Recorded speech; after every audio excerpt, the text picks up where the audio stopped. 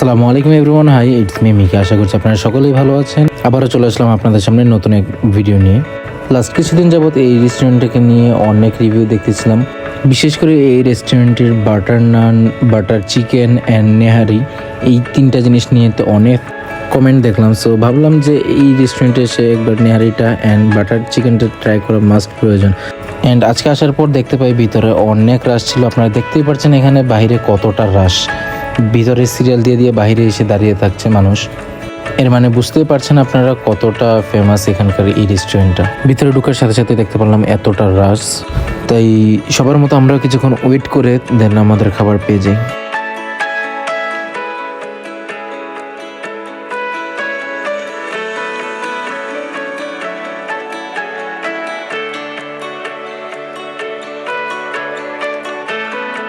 জিনিসটা টেস্ট করার পর যেমনটা রিভিউ পেয়েছিলাম ঠিক তেমনটাই লেগেছে। জিনিসটা আসলেই অনেক টেস্ট ছিল।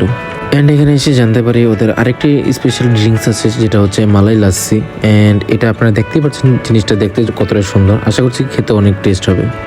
আর পাশা ভাই তো এদিকে মানে মজা পেয়ে খেয়ে যাচ্ছি তো যাচ্ছে। সে পারে না একসাথে সব মিক্স করে খেয়ে ফেলে, তার কাছে নাকি এতটা টেস্ট লেগেছে। ওদের মালাই লাচ্ছিটাও অনেক টেস্ট। আশা করছি আপনাদের সবার ভালো লাগবে।